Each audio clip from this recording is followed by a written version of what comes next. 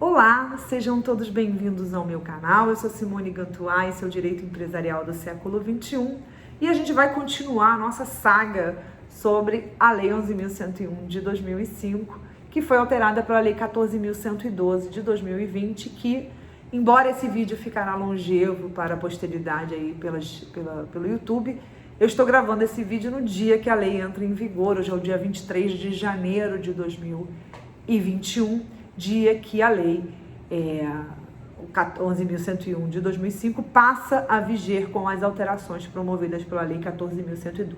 E hoje a gente vai falar das alterações já na falência, a gente entra de verdade na falência. Mas antes de eu começar a falar, o que eu vou falar para você? Dá o seu like, dá o seu joinha, para a gente continuar produzindo um conteúdo aqui bacana para você. Vamos falar então, começando pelo artigo 75. O artigo 75 é um dispositivo logo que inicia a regulamentação da falência, e ele era um dispositivo que era formado apenas de caput, parágrafo único, e agora ele passa a viger com o caput, cuja a redação foi reestruturada porque ele passou a ter 3 incisos. O parágrafo único virou parágrafo 1º sem alteração e foi introduzido o parágrafo 2º. Então, o que eu destacaria aqui para você? Nessa base principiológica passou a ser uma demanda principiológica da lei a liquidação célere das empresas que forem inviáveis e também o fomento ao empreendedorismo, inclusive com o retorno célere do empreendedor falido à atividade econômica. Então aqui a gente já vai ter uma quebra de paradigma, porque não existiu uma preocupação com celeridade no processo falimentar, embora a maximização de ativos estivesse presente na falência o tempo todo. Mas a gente vai ver que mudou a forma de alienação dos ativos para tentar readequar. O parágrafo 1º faz apenas uma remissão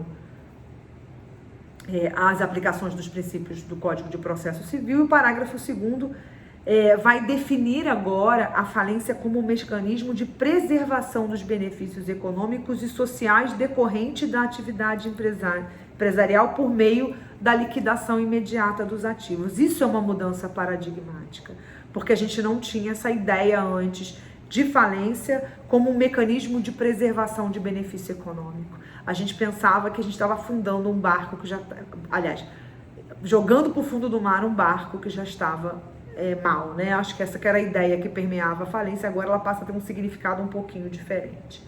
No artigo 82A, que é um artigo novo que foi introduzido,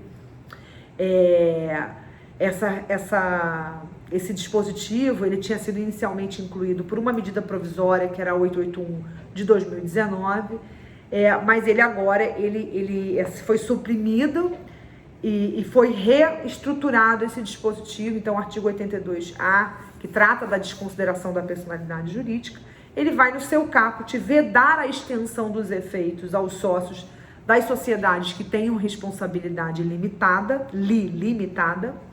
e controladores e administradores, mas vai admitir a desconsideração da personalidade jurídica. E o parágrafo único vai dizer e vai reforçar a necessidade de configuração e presença dos requisitos do artigo 50, que é a teoria maior, e de incidente previsto no CPC, mas não aplica e não vai aplicar ao processo recuperacional, ao processo falimentar, a suspensão do artigo 134 do Código de Processo Civil. É basicamente isso que agora o artigo 83 vai falar. O artigo 82, perdão, já estou com pensamento no 83, que é o próximo dispositivo que eu ia falar. O artigo 83 é um dispositivo que trata do quadro geral dos credores concursais, né, da organização dos credores concursais da falência, ou seja, os credores do falido. Essa classificação, ela mudou. Basicamente, assim, a mudança maior que a gente tem é a eliminação de 2 classes de credores que existiam e não vão existir mais, que são os credores com privilégio geral e os credores com privilégio especial. Esses 2 credores, eles saem e entram no lugar, eles entram na categoria de credores quirografários.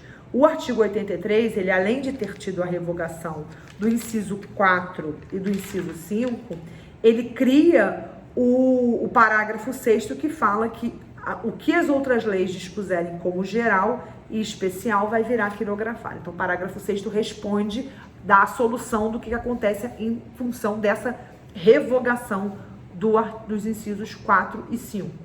Em relação aos créditos com garantia real, os créditos trabalhistas e tributários, a ordem não mudou. Eles fizeram algumas adaptações na redação, mas essas adaptações muito mais consolidaram algumas coisas que já eram aplicadas na prática, como, por exemplo, lembrar que os créditos tributários extraconcursais não ficam no artigo 83, porque eles são extraconcursais, que as multas não estão incluídas nessa posição em terceiro lugar aqui. Ajeita a questão dos créditos com garantia real. Ele falava crédito com garantia real, agora ele fala gravados com direito real de garantia. Eles fazem alguma arrumação na nomenclatura, mas substanciosamente nada foi alterado. Em relação ao quirografário, também não aconteceu nada de relevante. Em relação às multas, não. Agora foi introduzido o inciso 9, que é um inciso novo, é um crédito novo que foi introduzido no artigo 83, que ele fala dos juros vencidos após a decretação da falência, como dispõe o artigo 124, que fala da não incidência de juros como regra geral, mas trata das exceções, onde, portanto, se aplicaria o disposto nesse inciso 9 que foi introduzido no artigo 83. Mas, como última e derradeira informação sobre as alterações do artigo 83, que merece destaque aqui, é a revogação do parágrafo 4º. O parágrafo 4º, ele dizia que se o credor trabalhista cedesse o seu crédito para outra pessoa e esse crédito, essa outra pessoa iria para crédito quirografário, ele sairia da classe dos credores trabalhistas e iria para a classe dos quirografários. Agora, esse dispositivo do parágrafo 4º foi revogado e foi introduzido o parágrafo 5º. E o parágrafo 5º, ele vai dizer, pode qualquer sessão, e quando houver a sessão, ele vai manter a natureza e a classificação. Então, se eu cedi um crédito com garantia real, ele continua como garantia real. Se eu cedi um crédito trabalhista, ele continua como trabalhista. Se eu cedi quirografário, continua como quirografário. Então, isso agora foi resolvido. E eu, particularmente, assim, acho que eles viram que, na prática, isso acabava prejudicando o trabalhador que não tinha direito de escolher se ele queria se capitalizar o mais rápido possível, que esquecem de dizer que o trabalhador às vezes passa fome, gente, sem receber esse dinheiro. Está passando dificuldade, né? Então, permitir que ele ceda o seu crédito para quem tem como esperar. Claro, ele vai perder dinheiro? Vai, gente. Quem precisa vender alguma coisa urgentemente sempre vai perder dinheiro. Sempre vai perder dinheiro. Por isso que quanto mais liquidez você tiver seu capital, melhor para você, porque você consegue vendê-lo por um preço corriqueiro, né? Em função, ou recapturá-lo de uma forma que mantém o poder de compra dele. Agora, o artigo 84, que traz o rol dos credores extraconcursais, também foi alterado. O que foi alterado, basicamente, no artigo 84?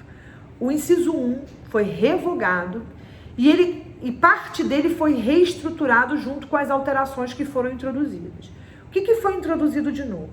Foi introduzido os incisos 1A, 1B, 1C, 1D e 1E. O que eles trazem? Inciso 1A coloca o artigo 150 e 151, que era uma coisa que já era aplicada há muito tempo, mas não estava explicitamente como crédito extraconcursal. Ele só furava a fila. A gente colocava ele sempre em primeiro lugar, esses dois. O que é o 150 e o que é o 155, o 151?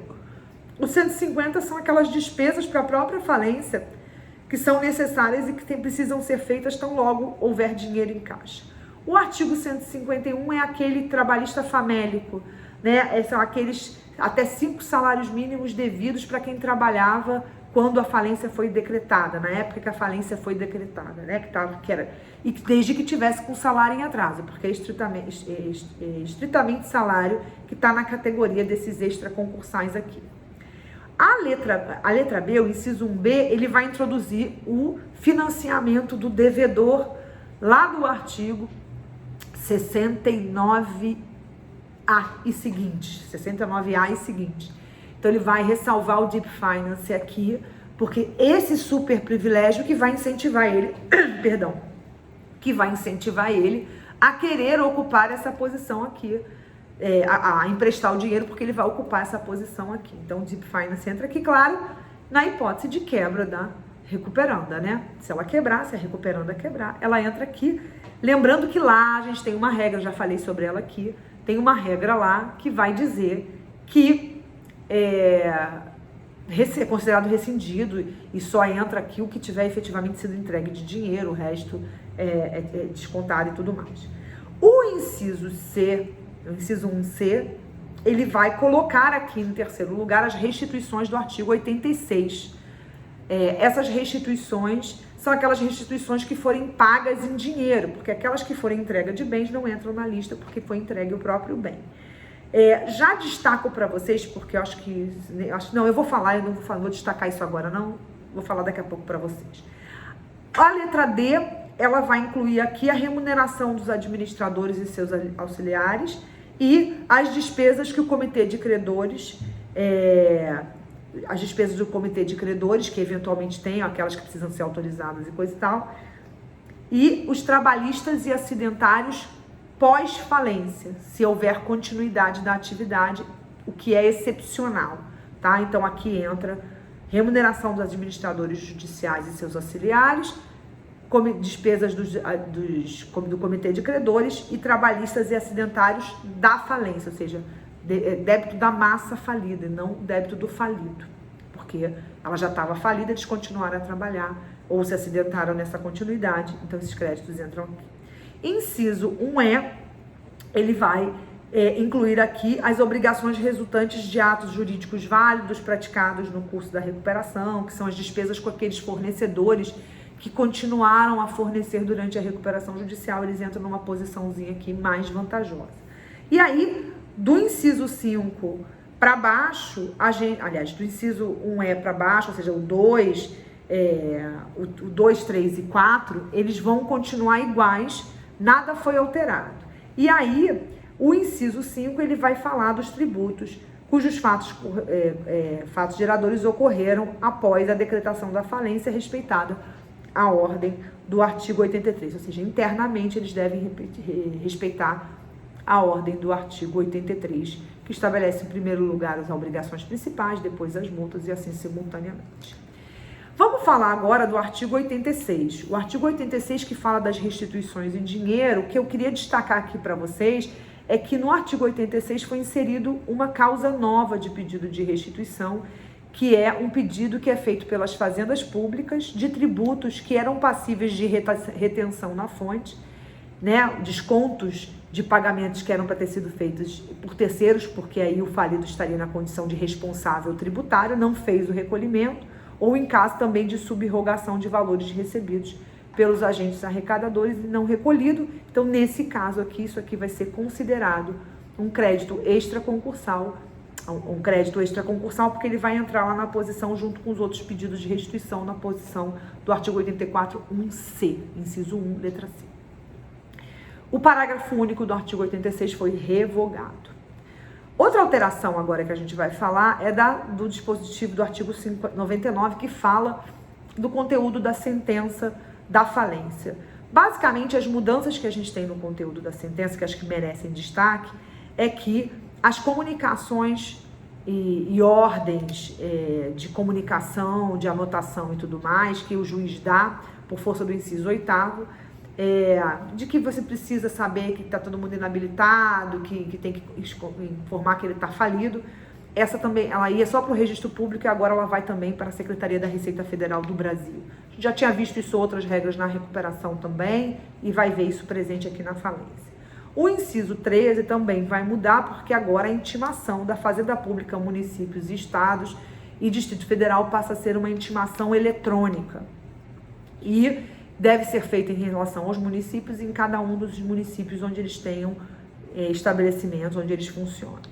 O parágrafo único virou parágrafo 1º e o edital agora passa a ser um edital eletrônico. Isso vai baratear muito o custo do processo falimentar e recuperacional também, porque lá também vai ser edital eletrônico.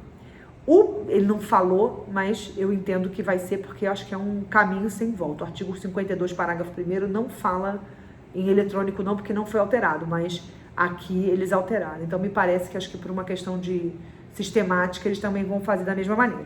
O parágrafo 2º, ele que foi introduzido, e o parágrafo 3º, ele vai instruir aqui no parágrafo 1º como que vai ser a intimação eletrônica, sobretudo em relação aos integrantes da administração pública indireta, tá? O parágrafo 2º. E o parágrafo 3º, ele vai falar que quando houver decretação ou convolução, o administrador judicial, recuperação, né, convolução ou decretação da falência, o administrador judicial ele vai ter o prazo de 60 dias a partir da assinatura do seu termo de nomeação para apresentar um plano de alienação de ativos que deve ser executado no prazo não superior a 180 dias. Isso aqui já é uma mudança que conversa lá com o artigo 75, que foi o início da minha fala para vocês no dia de hoje.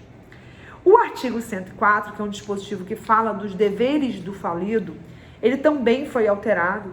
O caput ele foi alterado porque ele falava só em falido e agora ele fala dos representantes legais do falido. Isso foi um esclarecimento bacana, porque isso às vezes confundia muito mais do que explicava, então agora está representante.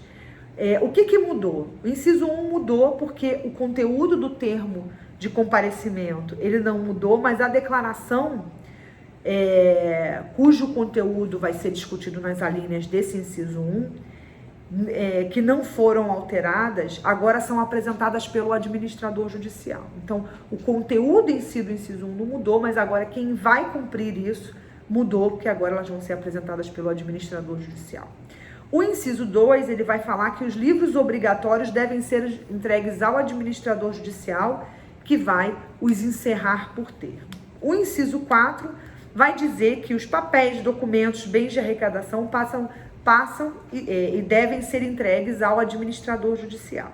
Um dispositivo que foi alterado, que eu achei bem interessante, foi o inciso 9, que eles devem apresentar relação de credores ao administrador judicial em arquivo eletrônico junto com as declarações lá do inciso 1. Isso é uma questão interessante também. Então, essas foram as alterações em relação aos deveres do falido.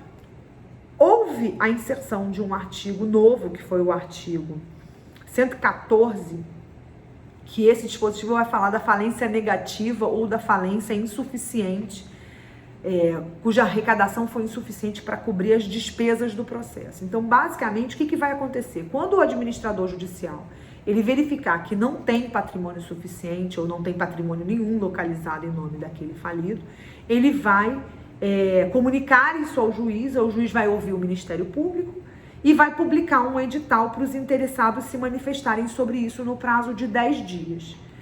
Se os credores quiserem prosseguir, eles vão ter que pagar as custas e os honorários do administrador judicial. Se eles quiserem continuar essa perseguição por bens e tudo mais, eles vão ter que custear o processo. E se não houver manifestação, promove-se a venda, se houver, né? Muitas vezes não vai ter, porque a maioria dos casos vai ser de negativo, apresenta um relatório, o administrador judicial apresenta um relatório e encerra a falência. É basicamente isso, para que seja rápido isso. O artigo 131, ele fala das causas de exclusão de atipicidade das hipóteses dos atos ineficazes, lá do artigo 129, e ele estende a sua prática também na recuperação extrajudicial, ou seja, o conteúdo do artigo 131 não muda, eles apenas acrescentam que aquelas exceções que estão no artigo 129, que se praticadas no bojo da recuperação excluiriam a tipicidade das hipóteses do 129, agora também vai excluir em caso de terem sido praticadas no âmbito da recuperação extrajudicial. O artigo 141 também foi alterado. O caput, a redação só foi adaptada para mencionar o artigo 142, que trata das alienações do ativo, e inseriu um parágrafo 3º, que vai dizer que os custos da alienação poderão ser, como é que eu vou te dizer? Poderão ser equiparado a custos operacionais, é mais ou menos isso que ele fala. Eu escrevi uma palavra aqui que eu não estou me lembrando, mas se não me falha a memória, é uma questão de custos operacionais mesmo, para 2 ou mais empresas em situação falimentar. Então, eu posso fazer isso de uma forma compartilhada. Eu acho que compartilhada, era isso que eu queria falar, compartilhada. Eu estava não consegui entender minha letra, mas agora eu me lembrei que é compartilhado por duas para você baratear o custo. O artigo 142 foi um dispositivo que foi mudado assim muitíssimo. O que mudou? Ele é um dispositivo que falava das modalidades de alienação do ativo e ele previa 3 espécies de modalidades de alienação do ativo, que era alienação dos ativos, era leilão por lances orais, propostas fechadas e pregão. Propostas fechadas e pregão foram revogadas e ficou só o leilão, mas o leilão que era antes por lances orais agora virou leilão eletrônico. Então ele fala agora em leilão eletrônico. O caput do artigo 142 ele também foi mudado porque ele falava, ele exigia a oitiva do administrador judicial, tirou algumas expressões, ele readequou um pouquinho a redação, deu uma melhorada na redação e agora a gente só tem um leilão eletrônico. A gente tem um leilão eletrônico, mas foram introduzidas 2 novas formas de alienação, 2 novas modalidades. Uma delas é um processo competitivo organizado, promovido por um agente especializado de reputação ilibada, cujo procedimento deverá ser detalhado em relatório anexo ao plano. Então, você vai fazer de uma outra forma, ao plano que vai ser elaborado pelo administrador judicial, tá, gente? Não esquece disso, não. E o inciso 5, também novo, ele vai falar de qualquer outra modalidade, desde que aprovada pelo juiz e tudo mais, nas circunstâncias que forem. Então, a gente vai ter leilão eletrônico, um processo competitivo organizado que já vai vir previamente previsto no plano, e a gente vai ter qualquer outra modalidade que o juiz repute confiável desde que aprovado. Esse dispositivo, o artigo 142, ele tinha o parágrafo 2º e 1º foram revogados. No lugar dele foi introduzido o parágrafo 2A, que fala basicamente de como que essa alienação vai ser feita. Então ele fala, vai ser feita independentemente da conjuntura em que se encontre, né? Você não vai precisar ter uma situação ideal, vou fazer. Independentemente do quadro geral de credores, ele também vai ser. Pode contar com serviços de leiloeiros, de terceiros, né? De leiloeiros, corretores, se for necessário também. Deixa eu desligar o ar aqui que eu tô com frio. Deverá ser feita no máximo em 180 dias, a gente já sabia isso porque já estava lá no artigo 99, então logo termine a apresentação do laudo de arrecadação e não está sujeita ao conceito de preço vil. Então, o conceito de preço vil, no final das contas, não será aplicado na alienação dos ativos da falência. O parágrafo 3º, ele alterou só uma bobagemzinha para adaptar a referência ao CPC de 2015. O parágrafo 3A, 3B, também foram introduzidos, ao passo que o parágrafo 4º, 5º e 6º foram revogados. O que o parágrafo 3º-A e 3º-B trazem de novo? Ele vai explicar como que é o leilão eletrônico, então ele vai trabalhar 3 chamadas diferentes, uma primeira chamada que vai ser alienado pelo valor mínimo da avaliação, e em segunda chamada, no mínimo 50%, e na terceira chamada, qualquer valor. O parágrafo 2º, ele vai tratar das alienações do inciso 4 e do inciso 6, que são os 2 que eu falei novos, que foram introduzidos lá no caput do artigo 142, e ele vai falar que essas alienações, que são amplas e genéricas, devem ser aprovadas pela Assembleia Geral de Credores, devem decorrer de plano aprovado e deve ser aprovada pelo juiz, considerando o administrador judicial e o comitê de credores, se houver. Então, o parágrafo 3º faz essa série de exigências. E eu esqueci de dizer, o parágrafo 7º foi alterado também, mandando fazer todas as intimações do MP de forma eletrônica. Eu não sei para que tanto dispositivo, bastava, acho que de repente falar de quando que é. Eu não gosto dessas disposições que ficam muito perdidas na lei, mas aqui eles estão determinando especificamente a manifestação do MP. O parágrafo 8º é novo também, foi introduzido, e vai dizer que todas as alienações realizadas de acordo com essa lei serão consideradas alienações judiciais, quaisquer delas. O artigo 143, ele fala das impugnações às modalidades de alienação. Então, nesse parágrafo que falava apenas nesse dispositivo que falava apenas das modalidades de alienação, ele passa a tratar com a inserção de 4 parágrafos, a possibilidade de alguém fazer uma impugnação por força de uma nova oferta. E aí ele vai dizer que as impugnações que forem baseadas no valor da venda, ou seja, cujo conteúdo seja o preço da venda, já que a gente perde o contexto da ideia de preço vil, ela deve ser acompanhada de uma oferta do impugnante ou terceiro por valor superior à venda e depósito de forma calcionada de 10% do valor que ele ofereceu. O parágrafo 2º vai dizer que essa oferta vincula como se eles fossem arrematantes, e o parágrafo 3º vai dizer que se houver mais de uma impugnação, só seguirá aquela que tiver a melhor oferta. E o parágrafo 3º, se alguém suscitar vício infundado na impugnação, isso vai ser considerado ato atentatório à dignidade da justiça. Já estou me encaminhando aqui para comentário dos 2 últimos parágrafos que eu programei para esse vídeo de hoje, que é o artigo 144A, que é um dispositivo novo. Esse dispositivo ele fala da frustração da venda ou ausência de proposta de compra, e nesse caso ele vai permitir que esses bens sejam destinados à doação. Isso é inédito. Então agora, se não tiver interessados a comprar nem por preço vil, vai poder ser destinado à doação. Se não tiver ninguém interessado em recebê-los em doação, aí sim, caso isso aconteça, esse bem volta para a propriedade do falido, entrega ao falido. Mas você vê que é residual, só em último caso. E o artigo 145, que falava que era uma modalidade especial, extraordinária de alienação lutiva, ele foi todo repaginado. Esse dispositivo ele vai dizer que, por deliberação, obedecendo o quórum de maioria lá do artigo 42, os credores poderão adjudicar os bens adquiridos por meio de constituição de uma sociedade, um fundo ou outro veículo de investimento. Olha que coisa interessante.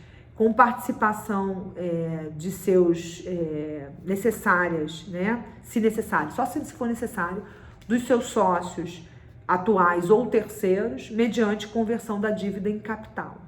Então é possível agora você fazer essa adjudicação. O parágrafo 1º não mudou muita coisa, aplica só faz um reforço ao artigo 141, que fala da questão da sucessão, né, de que não há sucessão na alienação e tudo mais. O parágrafo 2º, o parágrafo 3º foram revogados desse dispositivo e foi introduzido um parágrafo novo, que é o parágrafo 4º, e esse parágrafo ele vai dizer que será considerada não escrita qualquer restrição à venda ou à circulação e participação das sociedades, fundos de investimento ou veículos de investimento citado no dispositivo. Então, com isso eu termino as considerações principais em relação ao que eu tinha previsto para esse vídeo de hoje, e a gente vai voltar em breve falando mais. Eu acho que eu já vou fazer no máximo um vídeo só ou 2 ainda sobre as alterações, já a quantidade, o tamanho das alterações que a Lei 11.101 de 2005, sofreu pela Lei 14.112 de 2020. Até a próxima. Tchau!